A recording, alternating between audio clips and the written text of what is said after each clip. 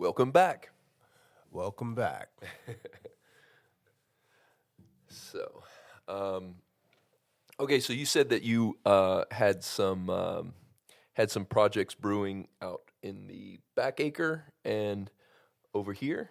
Correct. You Yeah. wanna- Yeah, so what we're doing in the front, what you'll be able to see from Highway 28 eventually, is what I hope to become an outdoor classroom, Nice. where I'm really just trying to demonstrate different modalities of urban agriculture, growing a lot of food on a reduced scale or smaller plots of land. Because what I really want to encourage is for people to grow more food and try to feed more communities. Right. Right.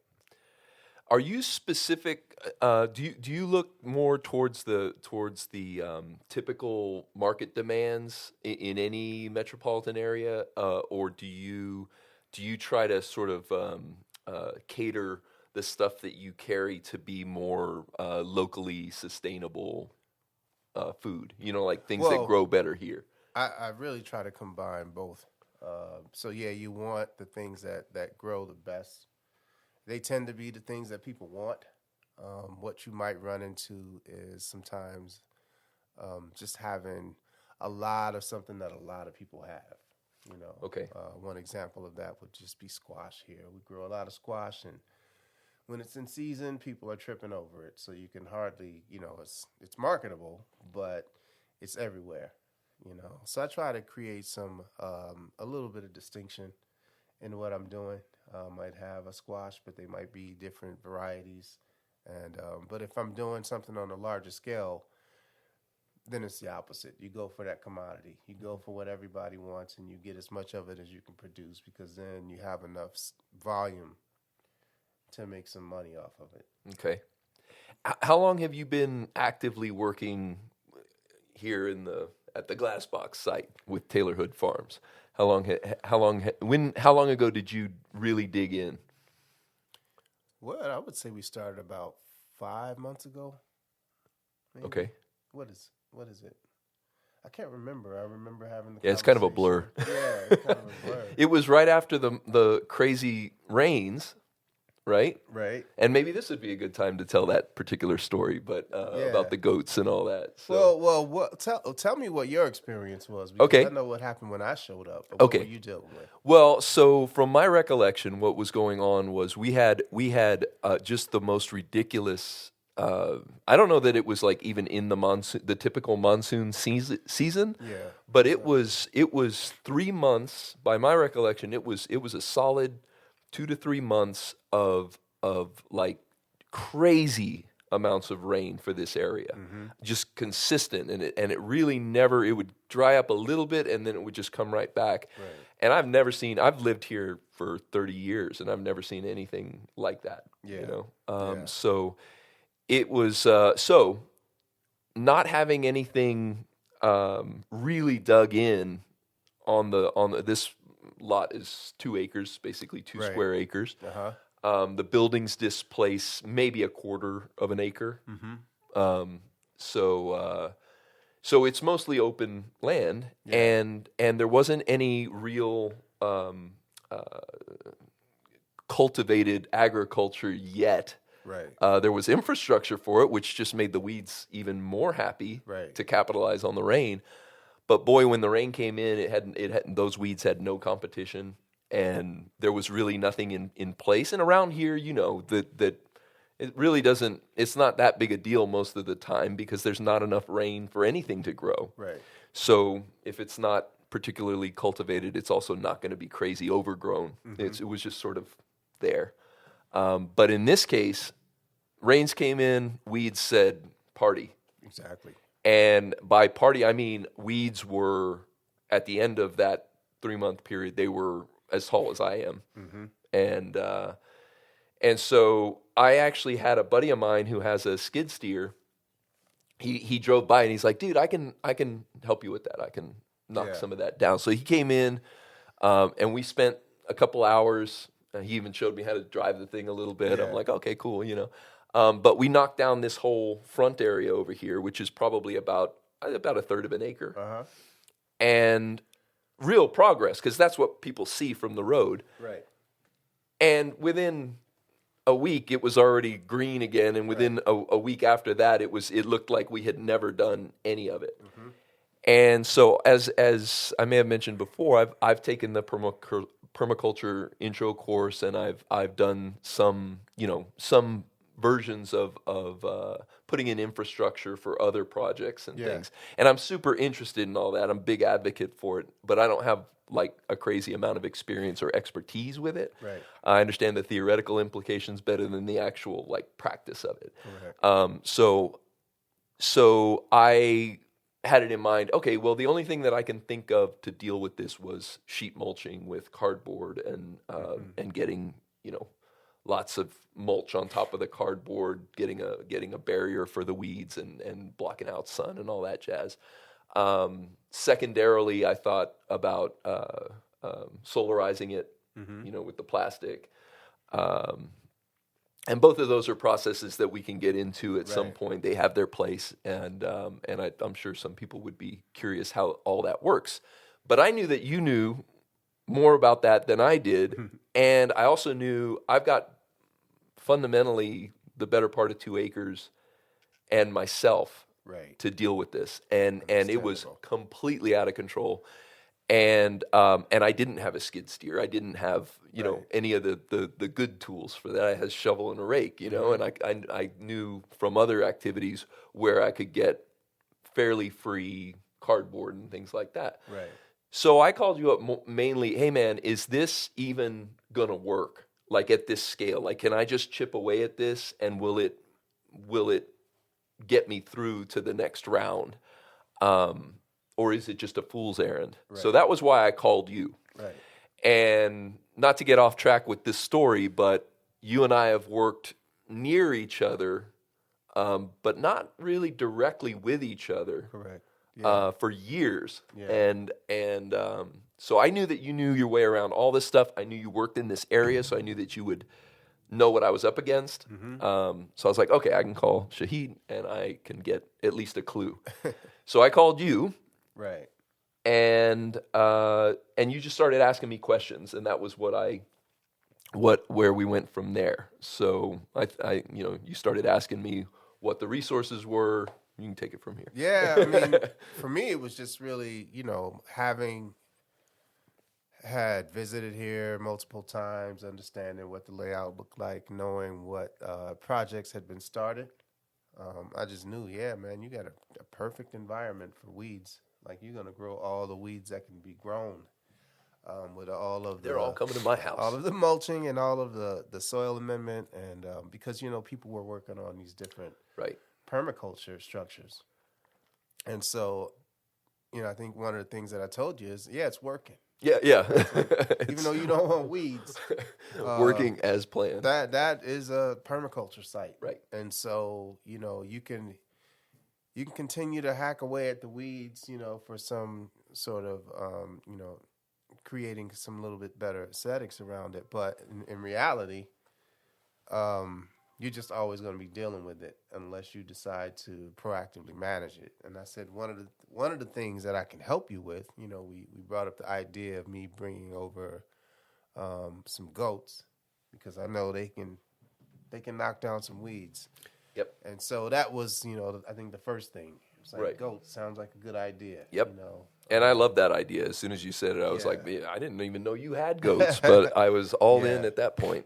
Yeah. So, and I had my goats. They were being boarded out at a friend of mine's farm in Chaparral, and he had lots of space, and he also had his own goats. And so I knew that he was doing me a huge favor, but at least he wouldn't mind me, taking them and relocating them. But he might actually be really happy to hear that I'm relocating them, because goats, they can be a little bit more. I mean, people love goats, and goats can be pretty destructive if you don't have the right. Even if you do have the right fencing, it doesn't matter, And having two herds, I would think, might complicate things too, right? Absolutely. So anyway, we worked that out. We figured out at least that we had a plan, And I think once we talked about that, you may have brought up the idea of everything else that was happening, Right. not wanting to see that go to waste. Right.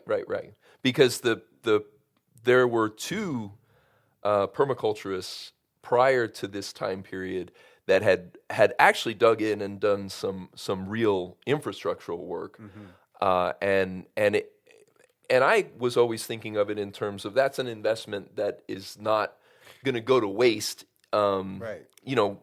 easily, Right. but it's not being capitalized on either. Right. But that was something I was like, well, when the right person comes along, and that's really what it is for me in terms of networking and cooperative activities and initiatives. It's got to be the right people. Right. That and by right I just mean compatible, long view, short view, work ethic, basic morality, like Yeah. that sort of thing. Yeah. Every aspect of those things don't have to align, but they need to be. What's that saying about history doesn't repeat, but it rhymes? That sort of thing is Right. like, there has to be some kind of a camaraderie and some kind of a consonance. Yeah. So when you said that you were also kind of in a transition, because the last permaculturist here, just to put a period at the end of that sentence, had just moved to Austin a few months before that, Right. and I was not sure how it was going to work. And I knew that you didn't think of yourself primarily as a permaculturist, but I also knew that sustainability was a big part of what you did, Right. and that permaculture, I assumed, based on other conversations that we had, I don't think we directly talked about it, but that you saw that as one tool in your kit. Absolutely. So I thought, hey man, if this is a good fit, let's go for it. Yeah. And so, yeah, you're right. At that point, I was transitioning away from about a 3-acre plot out in, actually it was more than 3 acres, almost 4 acres out in Socorro, Texas. And we just moved back to Las Cruces, and I was going to really streamline and do some like urban ag stuff at my house. I had just put in my aquaponics greenhouse, or started working on it, cleared the field and put in a few rows and was growing some squash and melon and things like that. And but with the idea that I still need at least an acre. I still need about an acre to do what I really want to do. So I think that conversation started turning into some inquiry, about common interest. What do you want to do? What I'd like to see. And so we agreed that we'd start with the goats, and then come up with a plan for me transitioning over here and taking over some of these plots that had already been established. But also, just like there's so many projects that I feel like can be repurposed or reassigned in some way. And so that's where we are. We said, all right, we'll do this. We'll look at this for 3 years, see how it works. Right. And we actually came up with a lease agreement, and so here we are. And then the next thing you know, we got a whole podcast studio. Right. Well, I mean, I think that my sense was I was always really interested in what you were doing. Several mutual acquaintances and friends were always referring you to me and me to you, and Correct. so it just seemed like, okay, well, we could at the very least have good conversations. And then once you actually got here, in between all the things that we're both doing, I found particularly that I really enjoyed those conversations, and I was not surprised by that. Yeah. But I was surprised that you would at times put up with those conversations, as busy as you are.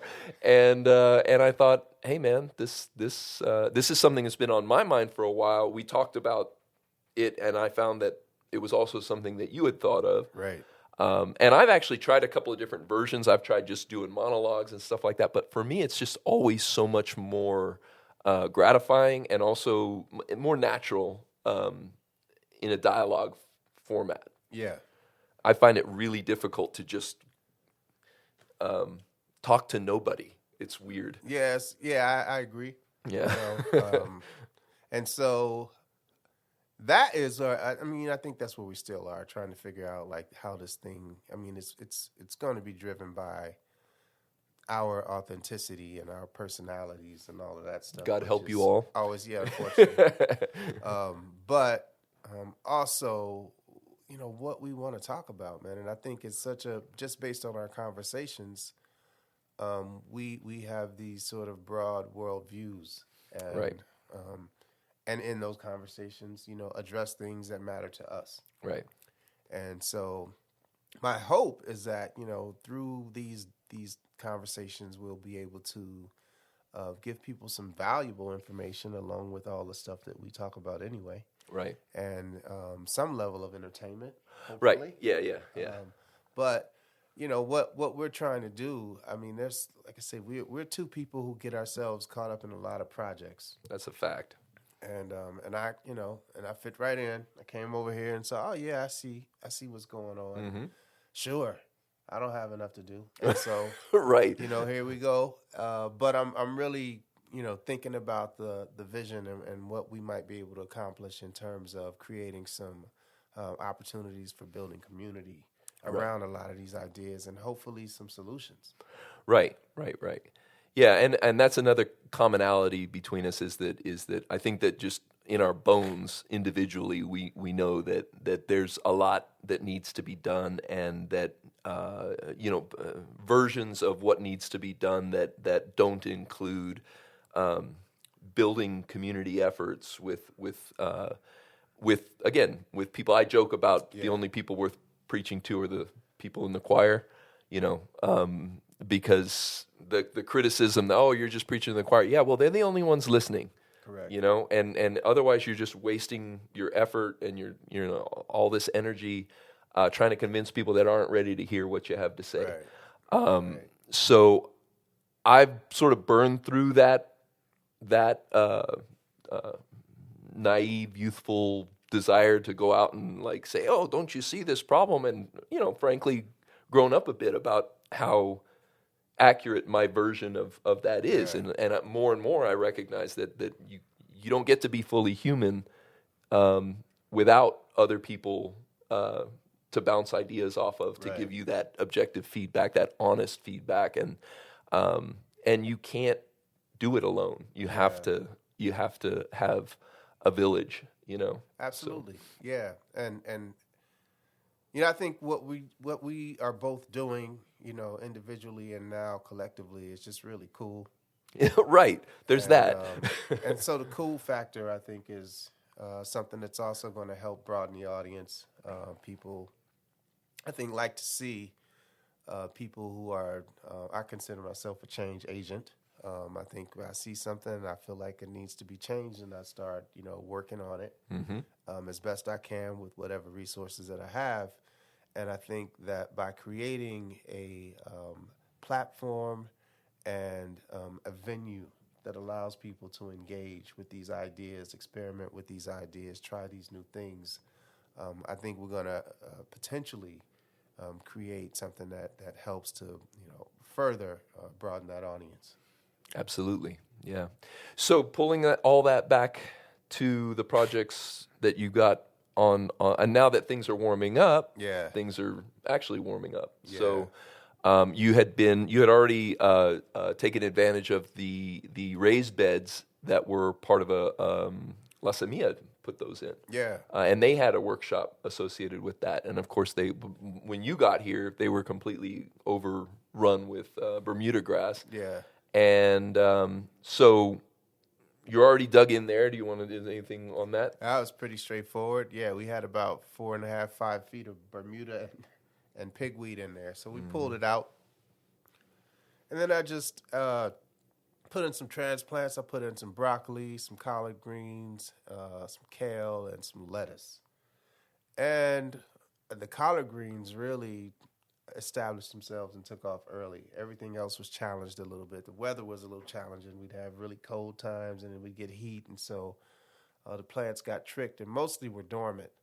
But we got to harvest some lettuce and some of the other stuff, and then we just pulled it because it got warm enough for aphids. And aphids, they love lettuce. And they love some brassicas. They don't seem to love collard greens as much. Huh, okay. Which is a note, something that I'm seeing, and so I'll probably grow more collard greens as it gets warmer. Usually, when it's really cold, you don't have to worry about pests. It's just the cold and the lack of daylight. But then when it starts to warm up, is where you start to see the other members of the community who want to participate, in agriculture, and so it's like, all right, you're always trying to get a little bit ahead of them and get things established, knowing you're going to lose something. Right. But at least you want to get started. So I want to see, I want to grow a lot of food here. I want to see, or I want people to see how many people you can actually feed on, what would amount to like a city vacant lot. Right. Right. Because like I said before, I want to address the food desert issue. I don't think it's necessarily brick and mortar stores that are going to solve all the problems. I think a lot of it has to do with community and people in the community taking the initiative to start to grow some food. Right. Right. Yeah, I mean, the idea of what I call virtual villages. I don't know, a better term for that, but it's networking with people that have that similar mindset, that are already in that choir, so to speak, and they have their own resources. Maybe it's some space to grow stuff. Maybe they've got a particular interest in something that's a resource by itself. So if they're focused on one aspect of it, and you can cobble together enough people, even just as a network to feed each other, it doesn't have to be this overly formal thing, and you don't have to have you don't have to be tapped into the typical ways that commerce happens. But you have to have those things in place just to survive. Right. So that's part of the dynamic I think that we'll be unpacking as time goes on. But trying to develop that village model, I think, is super important. Absolutely. Yeah, I think that's how it works. And, I'm a firm believer that everybody eats. Yeah, I think you're going out on a limb, but it might be a stretch, but it's what I've seen. Yeah, right. So past the raised beds toward the street, you're talking about doing some specific things. So, correct. Yeah, we want to do some different demonstrations of just regular row gardens, But we also want to create a food forest incorporating fruit trees. You're going to do that here? Yeah, we're going to put some figs up Nice. front. And there's already... Pomegranates, anything like pomegranates and figs. Those are, no pun intended, low-hanging fruit. Yeah.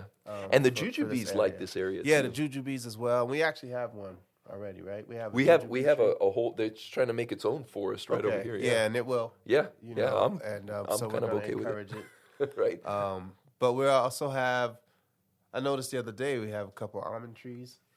Yeah, those were from Robert's efforts. Okay. Yeah, so there are at least two. I think 3 of them survived this winter. They were pretty fresh, but I think 3 of them survived. And then we've got the mulberries that were volunteered in, and I was just surprised by. To learn that you're intending to do that here. I always sort of envisioned the back acre, because the back acre is a whole square acre that's unencumbered by any structures. Yeah. At least for now. We're probably going to have to address that later. Well, too, what encouraged me was looking at how these trees were already doing. Right, they're doing really well, and I think that's testament to that infrastructure that Robert and Joseph put in there. They did a lot of work in there. Biochar is in there, and absolutely, And so seeing that, you go, well, and that tends to be how I decide what I'm going to plant. I'll look at what's growing. Right. Now you sound like more of the permaculturist that I'm used to listening to. Yeah. I mean, if you Observe. find something, just look at it and say, oh, these things seem to already be happening here. Why don't we add more? Right. And what I'm hoping to do is create more of a foliar environment where you might have enough shade from the trees to manage a lot of that weed suppression. Because then you also are, creating an environment where you're getting sort of this like forest floor, where you're really bringing more carbon into the soil, but you're also blocking some of that sun that comes in and encourages that Bermuda. Yeah, well, I mean, the Bermuda grass is just tenacious as hell Yeah, around it here. is. It That's is. for sure. Yeah. But like I said, I think that if everything that I understand about it seems like the name of the game is yeah, to a certain extent, let it do its thing, but you're planting stuff intentionally that will outcompete it Correct. eventually. Correct. Now with Bermuda, that's from my understanding pretty tough to do. It's But tough, but it's been done. yeah, I've seen exactly. it. Yeah, yeah, You know, yeah. I've seen it. I've had some success with cover crop Okay. where, you know, if you get something like, well, I had winter rye, and it grows. Its roots are rhizome roots, and they spread like crazy. Okay. And Bermuda just doesn't want to compete, and Huh. it just redirects itself, Goes to an away from easier, it. greener pasture Yeah, somewhere else. literally. Yeah. So very cool. And so the way that they laid it out, and hopefully I'll be able to get some video footage of that, and people can see while we're talking about this. But the way that they laid it out, which I thought was really cool, they laid it out with this central path that was not a straight line, and they made it somewhat refer to a leaf pattern. So Correct. they had beds going off away from that main Right. path. I know that you can sort of find them, but they have been overgrown. I'm just curious if you're going to try to keep any of I'm gonna that. try it as best I can. I'm gonna try to keep some of that pattern. You know, I'm finding it. I'm finding those beds. But some of it might be, and I also want to put in some raspberries. So along those lines, along sort of like the stems and branches of that is where I want to start to put in more stuff. Nice. You know, because that work's been done. They already did. Right, it. So right. It's just a matter of identifying where, how to irrigate properly, and then you cultivate something. To me, I want to cultivate perennials, and that's another reason that we bring in stuff like fruit trees, where it's like this is it. Like you're gonna have this. It's gonna be established, and if you can take care of it, just with water, really, most of it will take care of itself. Then you'll have a perennial plant. So so now for some to pull back to what might be more typical questions for a farmer in this region. What are the trees, for instance, that you that do better here? We mentioned a few of them already. Yeah. But if you're going to plant fruit trees, If I was going to plant fruit trees, and we're in El Paso, Las Cruces. Yeah. In this area, Yeah. I think the top 5, well, what I've seen is stone root trees do really well. Peaches, plums, apricots, they do really well. Pomegranates seem to be relatively drought tolerant. I've seen them come back where people have abandoned properties and they just keep coming back and producing fruit. And the same with figs. Pomegranates if you don't and get figs are great, man, yeah. If you don't get really long freezes that kill them, I've seen them also sort of take care of themselves. So I want to try to have that incorporated, but not completely like overrun. I want there still be still to be this path, but I also want people to be able to see the forestry that can happen, and they don't necessarily need to be. We're not talking about pine trees and big giant mulberries and things like that. Right. So we'll have, I think, really robust trees that will also allow people to not lose sight of the overall scape of the property. So typically, permaculturists will usually advise 2 nitrogen-fixing trees for every fruit-producing tree. And there are other plants that you can cultivate that perform the same functions as the nitrogen-fixing trees. Exactly. What are your thoughts on Legumes, and I have a lot of different varieties of legumes that can be food as well, not just nitrogen fixers, Right. as well as cover crop that we can use, clover and things like that, that can incorporate into the soil, and also managing with compost and mulching. We never do anything with those leaves except turn them right back into soil. Right. So Right. you enrich that soil and you allow it to operate the same as a forest floor. As that stuff begins to break down, you're attracting the microbial matter and the macrobial matter that you need to continue to add the necessary elements to the soil. And the goal of food forests is to have it be relatively self-sustaining Correct. after a certain period, right? Correct. The food forest references that I'm aware of through permaculture, through that permaculture lens, are they usually say that if you've wound it up right, it takes about 5 years Yeah. of active involvement, and then later on, it falls off, and then it's mostly harvesting, but it's still. Yeah. It's still. I mean, I think there's this myth, and this is something that I think is really interesting too. Yeah. Like we've talked about it in terms of aquaponics. People get this idea, and I do the same thing. I'm like, oh, this is the grail. You just figure that out, and it's just that you don't have to do anything else. But there's never a point at which you can just walk away. Well, absolutely. I mean, you can walk away. Well, yeah. But I mean, if you wanted to continue doing what if you want that, and you also have to take into consideration your geography. Mm-hmm. Right. We're talking about a food forest in the middle of the desert. Yep. So we have more of an idea of a food oasis. Right. When we talk about this stuff, we're not talking about big swaths of land. Right. A real food forest would take a lot more than 2 acres to pull off, especially in this area. Exactly.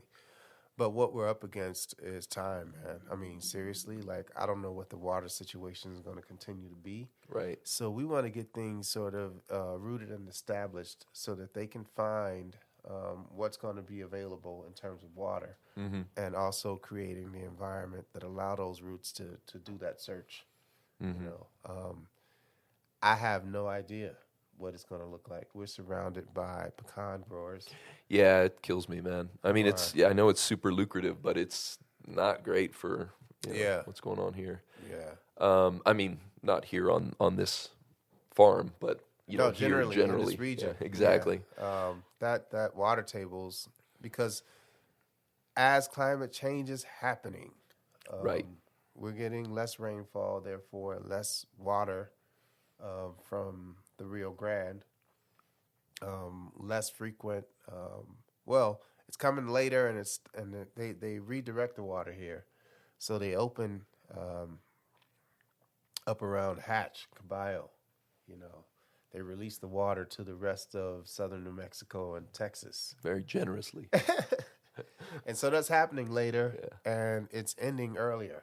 So people get this really short season of and so everybody wants their stuff to grow. So it's just like constant flood at the worst time of the year, at the highest rate of evaporation. Yeah. So we're trying to figure out how to get ahead of that. What I think is inevitable is like, well, this can't keep happening. Right. And it's a desert for a reason. And right. So if you keep thinking you're going to have, rivers and rivers and rivers of water forever, then you're fooling yourself. And so, what I'm seeing happening with housing development is also something that people don't talk about enough, I think. It's like stretching that infrastructure out and creating this water demand is going to have a huge impact on all that we can do. Yeah, and marketing the sort of American dream myth of the picket fence and the lawns. Correct. Man, the lawns. Like if we could just get away from keep your picket fence, but man, get rid of the lawns. Start planting the lawns, food. the golf courses. Yeah. I mean, that to me, when I look at that, is like that. I don't even understand how that can be legal. Right. Have you seen the? I mean, in permaculture circles, it's kind of legendary. The greening the desert with Jeff Lawton video. Have you ever seen any of that?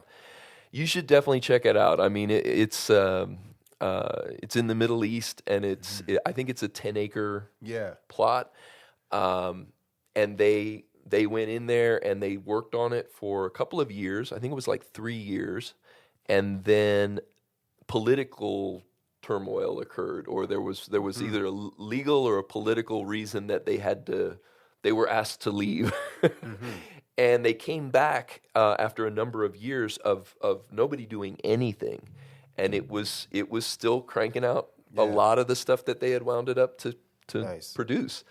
And it's a short video. You can find it on YouTube. It's called "Greening the Desert" with Jeff Lawton, and it is one of those like super inspirational things. You look at it, it's just like this should be impossible, Right. you know, and it makes you think that anything's possible, which is goes back to that, Right. you know, that kind of fantasy mentality. But a lot more is possible than people think Correct. when it comes to these sorts of things. And for instance, I haven't studied the matter, but I have heard it referenced multiple times, and it seems legitimate that this whole region used to be much greener. You know, around the river valley, around the Rio Grande River Valley, and and it was largely companies like Anheuser-Busch that started further north that were siphoning off the rivers. There's a book called Damnation, Damnation, that is brilliant and spells out how these things that we associate with progress have actually undermined the natural patterns. And this is why I go back to the permaculturists are dancing all over indigenous wisdom, and that's what needs to be salvaged in all of this, and referred to rightly as well. But that's a longer conversation too. The main thing is recognizing nature, our place in nature, and recognizing the artificiality of all these systems, and giving all of that its due. I mean, it's not like we have a finite time on this planet, and you can't fight every battle. You have to pick your battles, and I think this one is, and that's why these things take on the momentum that they do, and generations go by without addressing these things. That's why we had a Dust Bowl. That's why we were able to come back from a Dust Bowl in this country. And so those sorts of things, I think are worth paying attention to. And so I advise everybody to see that movie or that little video, Greening the Desert. Yeah, check it out. Yeah. I think I may have seen it. It's cool, man. Yeah, I mean, when you describe it, it's like, well, I know I've definitely at least seen segments of it. Yeah, and I would be surprised if you haven't had it referred to you at some point, or that you haven't seen any of it. But it's going to be different for somebody like you because you have a body of knowledge already that you would be you would cross-reference. Yeah. Whereas for me, I didn't have a lot of. I remember this epiphany that I had when I was in the middle of one of the courses with Robert Leal, who was the instructor, and I think that I must have been like 42 years old, and there was this thing where he was like transferring a plant out of one of the little pots, into another one, and this whole thing of just like dumping the plant out, it was like muscle memory for him, right? Right. And I was like, I've never done this. This is the first time in my life that I've done this, and it's the most basic element, and that's one of the things I always come back to is I can understand theoretical implications all day long, but you got to get your hands dirty. You got to get in it. And yeah, exactly. And a lot of people don't. They either don't have that epiphany and realize, or they don't have the conditions around the other pressures of their life to be able to go after it, even if they do know that they're supposed to do that. Right. It's a complicated game, and I think that we need to cultivate more compassion for each other and for ourselves in that process of going, okay, there's a lot of impersonal systems that we're subjected to, and trying to diffuse those things. You see a lot of people who have the sense of urgency, and instead of seeing the sense of urgency as requiring their doubling down on their own compassion, they see it as the excuse to do away with compassion and to, like push really hard on people who are already pushed hard enough. That doesn't mean that there are not people that need to be pushed, okay? But that's also a longer conversation. It is. You know, I was listening to this short segment today on the impact of climate change on people of color. Yeah. And a lot of times when we start to have these conversations about what we, need to stop doing and start doing,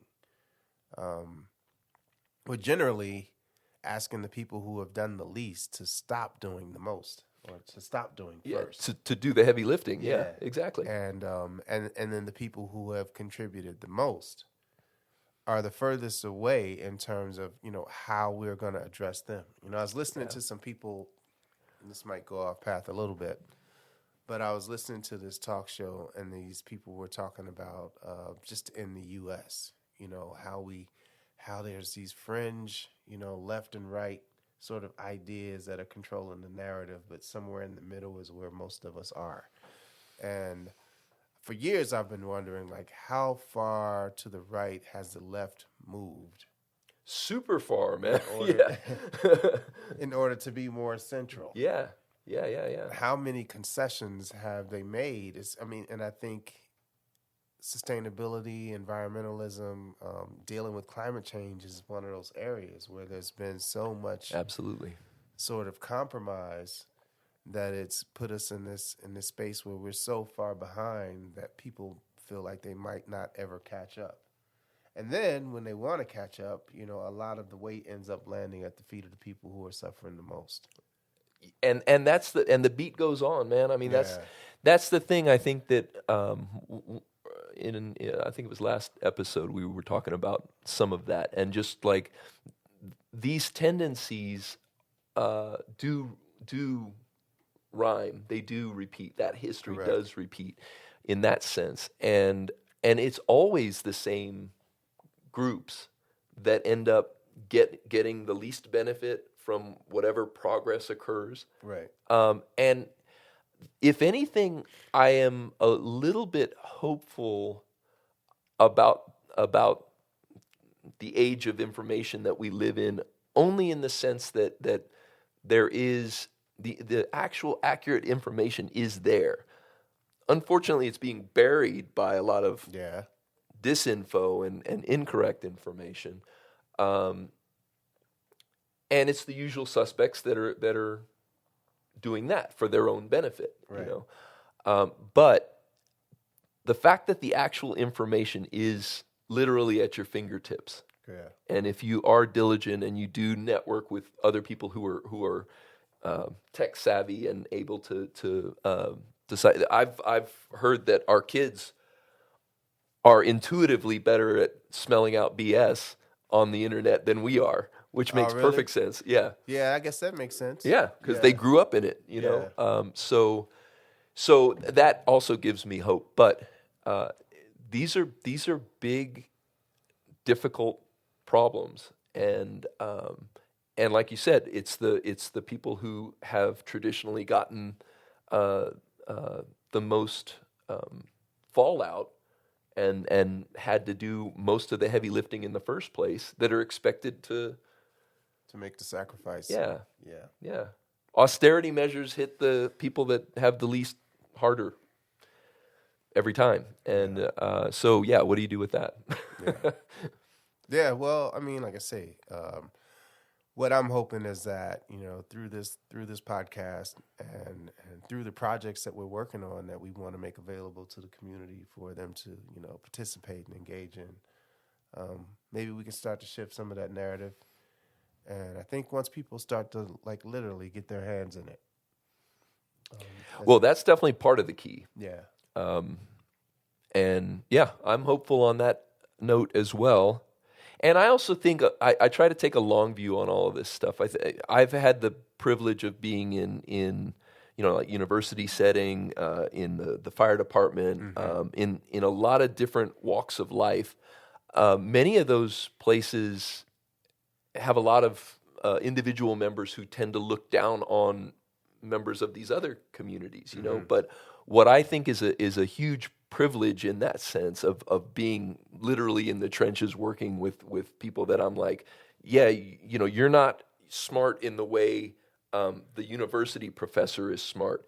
You're smart in a different way, and that's equally valid and should be recognized as such. Absolutely. You know, and that was the privilege of and seeing the same thing over here. Right. And knowing all these people that are freaking geniuses in their own right. Right. And just wanting everybody to you know, what's that saying about, is it the Einstein thing about everyone's a genius, but if you judge a fish on its ability to climb a tree, you know, Right. you're kind of missing the point. Something along those lines. And I really think that's the biggest danger of an over specialized society like the one that we have, where it's like, how many degrees do you have in the same field? Exactly.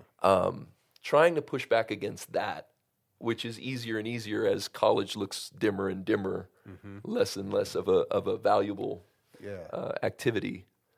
But yeah, now I'm going all over the place with this. But no, but I mean, as you say that, you know, that is similar to the work I see us doing. Like, this becomes an institution of sorts, right.